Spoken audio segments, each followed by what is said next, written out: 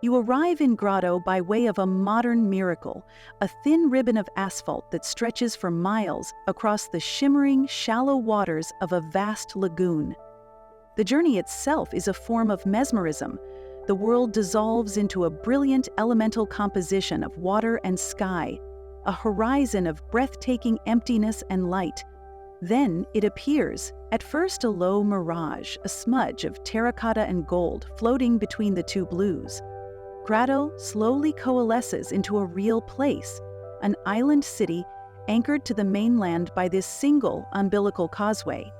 To arrive here is to feel as though you are arriving at the world's edge, a place where the solid land gives way to a liquid, ever-changing landscape of salt, silt, and secrets. This is the Isola del Sol, the Island of the Sun, a name it has earned for the endless, brilliant sunshine that bathes its golden beaches. But Grado is also an island of echoes, a city of reflections. Its story is not entirely its own. It is profoundly, inextricably linked to the ghost of a greater city that once lay on the mainland, and its modern elegance is a reflection of a lost empire that once sought solace and healing on its shores. The waters of its lagoon reflect the immense sky above, but the town itself reflects the grandeur of Roman Aquileia and the grace of Habsburg Vienna. To explore Grado is to engage in a quiet, meditative dialogue with these reflections, to discover a place born of cataclysm, twice reborn as a sanctuary, and possessed of a serene, luminous, and deeply resilient soul. To understand Grado, you must first understand the city that was its mother, Aquileia. In the age of the Roman Empire, Aquileia was a metropolis, the fourth largest city in Italy, a bustling commercial powerhouse and a formidable military capital.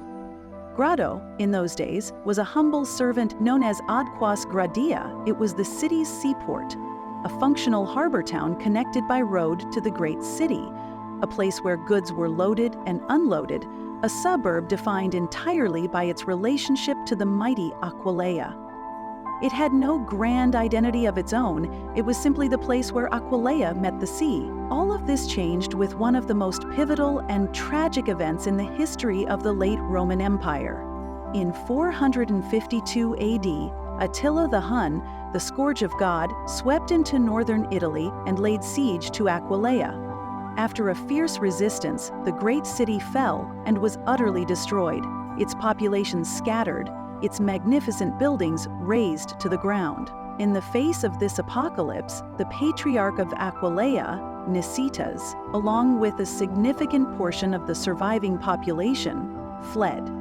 They sought refuge in the safest place they knew, the small defensible island port of Grado, protected by the wide, shallow expanse of the lagoon. This desperate flight was the true moment of Grado's birth. It was no longer a subservient port, it became a city in its own right, a city of refugees, a government in exile. The survivors who crowded onto this sandy island sought not just to survive, but to recreate the world they had lost. They called their new home Aquileia Nova, the new Aquileia. They brought with them their faith, their traditions, their administrative structures, and their greed. The primary task of the patriarch was to establish a new spiritual heart for his displaced flock, a church that would stand as a testament to their enduring faith and a symbol of their unbroken lineage from the great church of Aquileia. The most magnificent expression of this new beginning is the building that still stands as the heart of Grado today, the Basilica di Sant'Eufemia. Constructed in the 6th century under the direction of the powerful Patriarch Elia, the basilica was a clear statement of defiance and continuity. It was built at a time when much of northern Italy was being overrun by the Arian Christian Lombards, and its orthodox beauty was a declaration of Grado's loyalty to Rome and Constantinople. The basilica rises in the heart of the old town, its simple, powerful form flanked by an elegant, octagonal baptistry and a tall, freestanding bell tower, the campanile, which is topped by a beloved bronze angel, the Anzolo, who serves as the town's weather vane and protector. Inside, the basilica is a space of profound, early Christian solemnity, but its greatest treasure lies beneath your feet. The entire floor of the central nave is covered by a vast and stunningly beautiful mosaic pavement from the 6th century. To walk upon it is to walk upon a storybook of faith, a direct echo of the magnificent mosaics found in the ruins of the Mother Church in Aquileia. The style is similar, yet distinct. The floor is a vibrant carpet of images, geometric patterns, and most importantly, dozens of inscriptions that name the ordinary citizens who donated small sections of the floor. It is a deeply communal work of art, a record of a refugee community coming together to build a new sanctuary. The mosaics depict fish, waves, and other symbols of the sea, intertwined with Christian iconography like the cross and the lamb, perfectly reflecting the identity of this new island home. The layering of history in Graze is literal. Next to the main basilica stands the much older Basilica di Santa Maria del Grazie. To enter this small, intimate church is to step even further back in time. Here, sections of an even earlier 5th century mosaic floor are preserved, likely from the very first church built by the refugees immediately after their arrival. Its simpler, bolder style provides a direct link to the final years of the Roman world, a poignant survival from the age of the Great Flight. The establishment of Grado as the new seat of the Patriarchate was not without controversy. It led to one of the most complex chapters in the history of the early church, a long and bitter rivalry between the patriarchs in Grado and a rival patriarchate that was eventually re-established on the mainland back in Aquileia, supported by the Lombard rulers.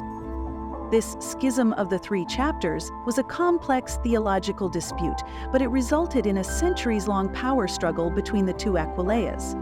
Grado, the Patriarchate of the Lagoon, staunchly defended its legitimacy, its connection to Rome, and its apostolic heritage from St. Mark. This rivalry fueled further artistic patronage as each see sought to outdo the other in the splendor of its churches and the prestige of its relics.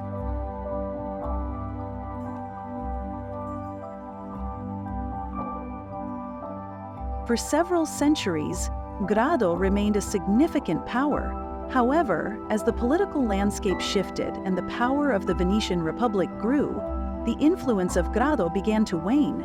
Venice, the beautiful and powerful daughter city, born of Aquileia's ashes, eventually eclipsed its parent and its sibling. In 1451, the Patriarchate of Grado was officially suppressed, and its title transferred to Venice. Borrigo's golden age as a great religious capital came to an end. For the next 400 years, it entered a long period of quiet slumber, reverting to what it had once been, a remote and humble fishing village. Its magnificent basilica a silent testament to its former glory.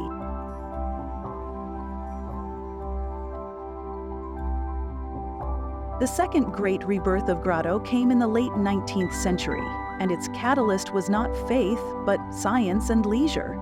After the fall of Venice, Grado became part of the Austro-Hungarian Empire.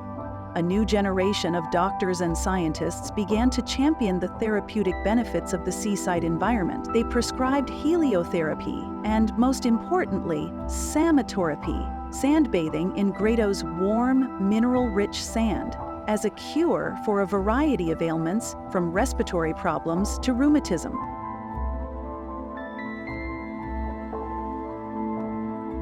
The Habsburg court and the Viennese aristocracy, who had previously favored Northern European spas, were captivated by the idea of a sunny, southern health resort on their own Adriatic coast. In 1892, Grado was officially proclaimed the Sonnen- und Seebath of the Austro-Hungarian Empire. This imperial decree transformed the sleepy fishing village almost overnight. It became the official beach of Vienna, a place where the elite of the empire came to heal, to relax, and to be seen.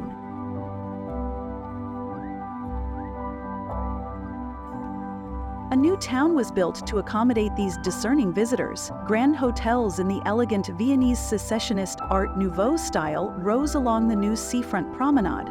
Charming villas with their turrets, balconies, and floral decorations were built as summer residences for wealthy Austrian families. A formal beach, the Spiaggia Principale, was established. With its orderly rows of changing cabins and its distinctly Central European sense of order, the atmosphere was one of refined, healthy leisure. The day was structured around the rituals of the cure: the morning sandbath, a gentle promenade, a light lunch, and an afternoon concert. This Habsburg legacy defines the character of modern Grado as a resort. It is not the chaotic, boisterous energy of some other Italian beach towns. It has a quieter, more genteel, and more family-oriented atmosphere. The elegant, pedestrianized boulevards, the well-tended public gardens, and the lingering elegance of the historic villas all speak of this past as the Golden Isle of the Austrian Riviera.